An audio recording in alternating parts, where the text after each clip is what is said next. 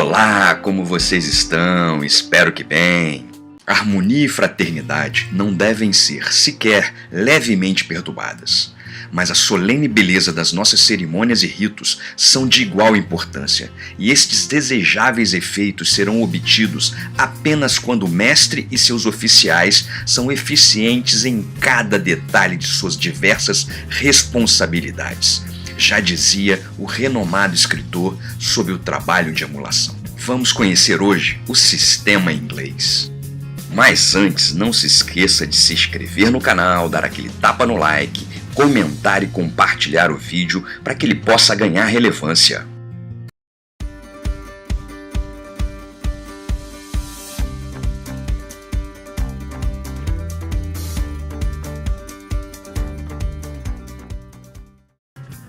Uma loja de franco-maçons é uma assembleia de maçons reunida para discorrer detalhadamente sobre os mistérios da arte real.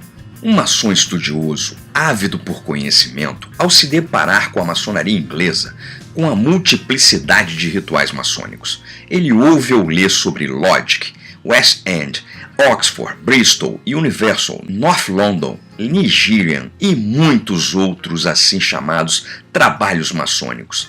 Sem dúvida nenhuma se surpreende e pode perguntar a si mesmo o que significam todos eles. Por que há tantos? De onde eles vieram?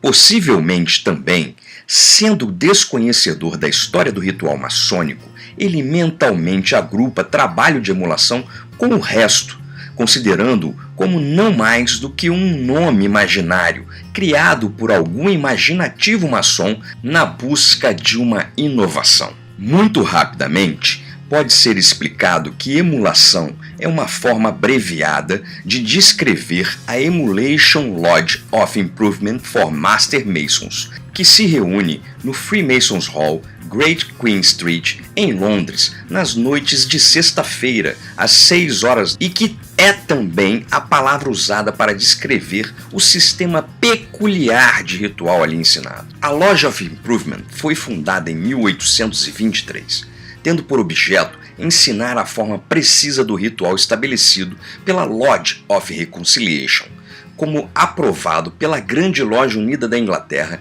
em 5 de junho de 1816. Um princípio básico da Emulation Lodge é que ninguém tem o direito de alterar aquele ritual em palavra ou ação. O testemunho feito repetidamente por muitos eminentes defensores da famosa Emulation Lodge of Improvement é que ensina hoje, e sempre tem ensinado, aquele particular ritual autorizado pela Grande Loja Unida da Inglaterra sem qualquer variação. É importante dizer que antes de 1813 existiram duas grandes lojas na Inglaterra. Uma estabelecida em 1717, posteriormente conhecida como a dos modernos, e outra fundada em 1751, geralmente referida como a dos antigos. Por mais de 60 anos, houve uma amarga rivalidade entre as duas grandes lojas. Mas em 1813, uma união foi felizmente consumada. Daí o presente título de Grande Loja Unida da Inglaterra. Temos que entender que uma tão longa rivalidade não terminou sem consideráveis dificuldades. Novas regras foram essenciais para o governo da maçonaria inglesa e o estabelecimento da forma de ritual a ser usado sob a recém-formada Grande Loja Unida foi muito naturalmente uma das questões controversas que foram erguidas em muitas discussões e diferenças de opiniões. As cláusulas da União, ratificadas, confirmadas e seladas em dezembro de 1813, estipularam que haveria daí em diante uma perfeita unidade de trabalho. Daí constituíram a Lodge of Reconciliation, onde os maçons foram autorizados a estabelecer a forma do ritual a ser observado para sempre. Em 1816, um método particular de abertura e encerramento da loja, nos 3 graus, foi aprovado e aceita pela Grande Loja Unida, após uma apresentação em cerimônia, presidida pelo grão-mestre Duque de Sussex, para benefício da fraternidade inglesa como um todo. A cerimônia de instalação de um mestre da loja, no entanto, só foi aprovada em 1827, por meio de uma junta de mestres instalados que organizou 4 reuniões e decidiu a única forma de cerimônia de instalação a ser praticada dali em diante.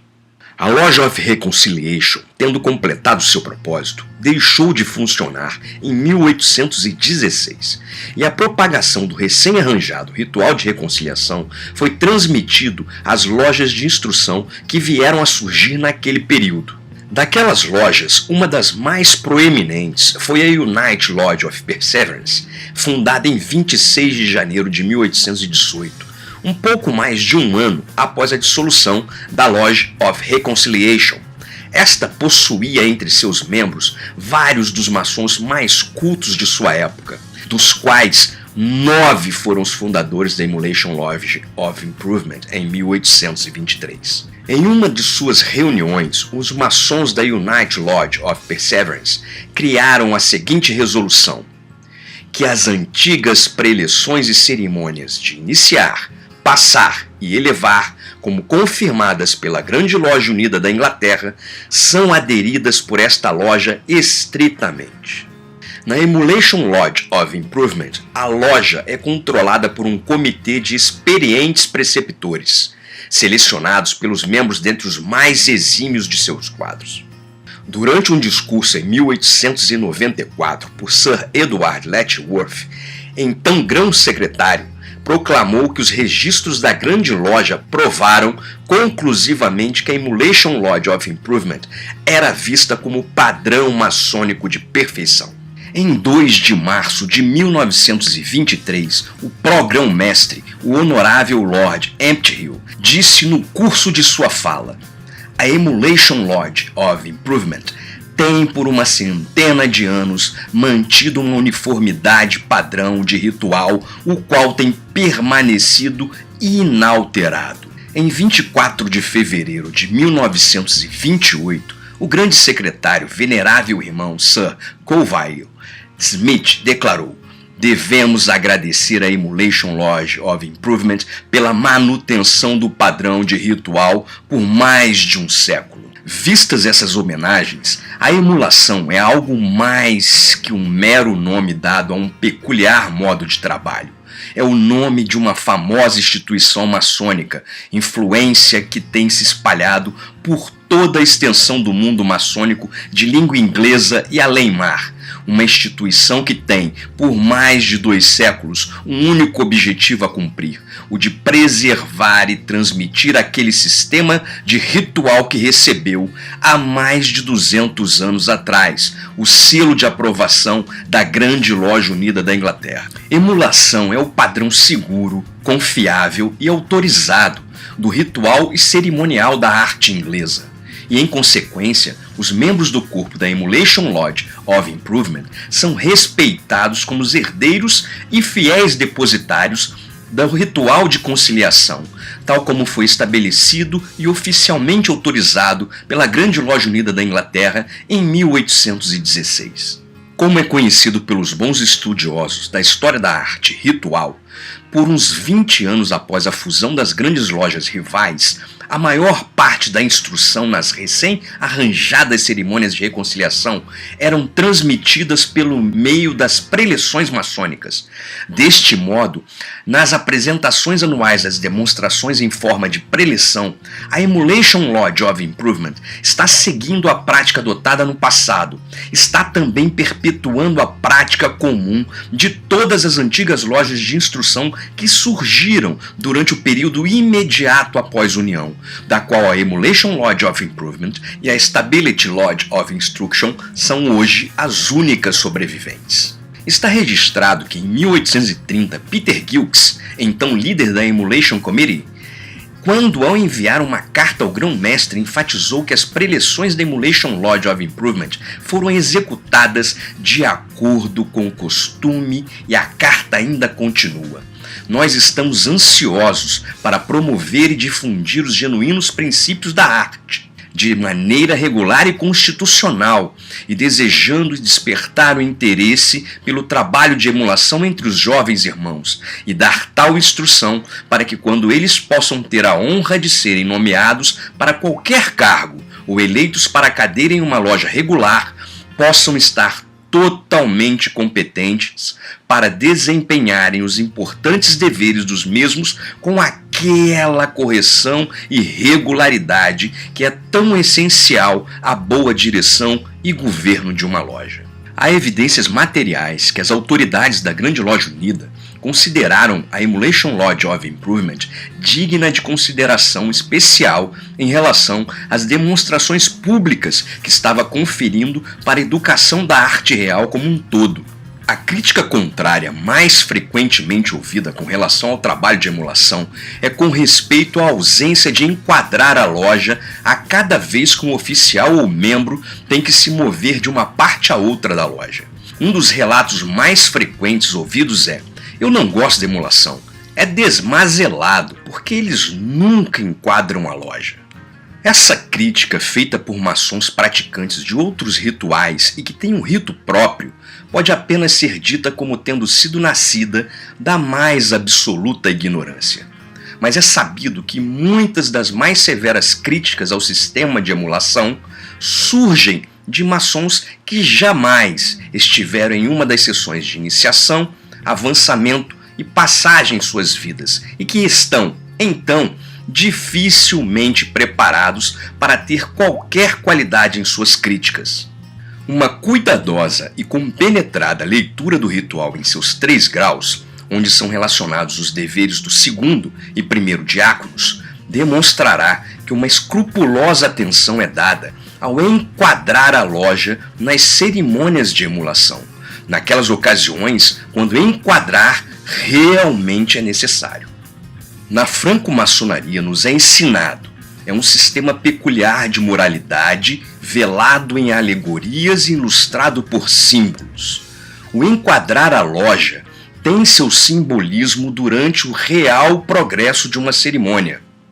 Depois da irritante questão relativa ao enquadrar a loja, a crítica mais frequentemente promovida contra o trabalho de emulação é o de que ele é breve e descortês, porque a um oficial não é ensinado a fazer um sinal em cada ocasião na qual um oficial a ele se dirige durante uma cerimônia. Em quase todos os outros modos de trabalho e ritos, tal prática é aceitável, mas essa questão tem um porquê e merece um estudo aprofundado do ritual para sua explicação. Um outro ponto onde a emulação difere da maioria dos outros trabalhos é com relação ao trabalho dos diáconos. Em muitos sistemas, o diácono faz o sinal a todo momento. No trabalho de emulação, isso nunca é feito. Pode haver uma visão mais indigna do que ver um diácono agitar sua vara ao derredor enquanto tenta desesperadamente saudar o venerável mestre ao passar. Toda a saudação maçônica deve ser dada com polidez, precisão militar e nunca com qualquer instrumento à mão. Agora que já falamos um pouco do que é emulação, da Emulation Lodge of Improvement e de algumas diferenças entre ele e outros sistemas praticados na maçonaria, falaremos um pouco sobre a maçonaria inglesa no Brasil. A primeira menção da maçonaria inglesa com relação à América do Sul está registrada em uma ata da Grande Loja da Inglaterra, datada de 17 de abril de 1735, nomeando o maçom Randolph Tuck como grão-mestre provincial para a América do Sul. Depois dessa referência, se passaram mais de um século até a formação de uma loja inglesa física, e essa loja foi fundada no Brasil. Essa loja era a Orphan Lodge, a loja órfã, que trabalhava no Rio de Janeiro. É fruto de especulação, mas não deixa de ser sugestivo a hipótese desta loja ter recebido este nome em vista de ter sido a primeira e única loja constituída no Hemisfério Sul subordinada à Grande Loja Unida da Inglaterra naquela época.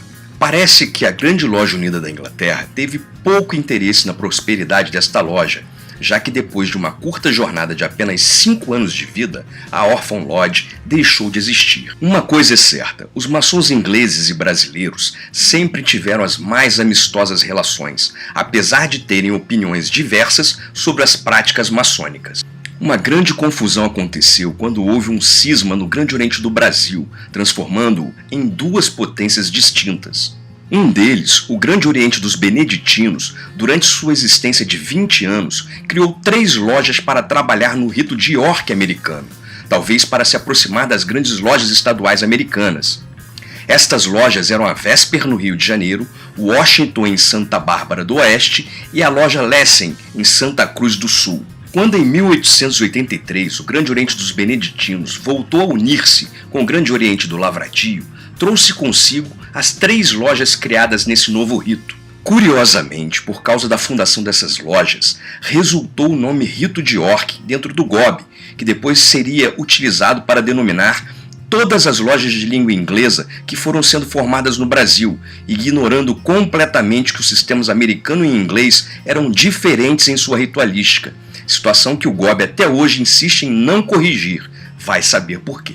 Apesar desse erro crasso do Grande Oriente do Brasil, o relacionamento entre maçons ingleses e brasileiros era bem estreito e não foi ao acaso que se criou o ambiente para a fundação da primeira loja de maçons ingleses no seio do GOB, a loja Eureka, em 1891. E assim nasceu a primeira loja de maçons ingleses dentro do Grande Oriente do Brasil, trabalhando em língua inglesa, desempenhando a prática ritualística utilizada na Inglaterra, lá chamado de craft. Não sabemos, entretanto, se o ritual inicial tenha sido o emulação, pois nessa época tanto o stability quanto o emulation eram os 2 rituais de maior aceitação da época, por virem das 2 lojas de instrução que lhe dão o nome e que são reconhecidas como as fiéis guardiões do ritual apresentado pela Loja da Reconciliação. E esse foi o início da história da emulação no Brasil. E já no final dos anos 1900, já existiam 6 lojas de língua inglesa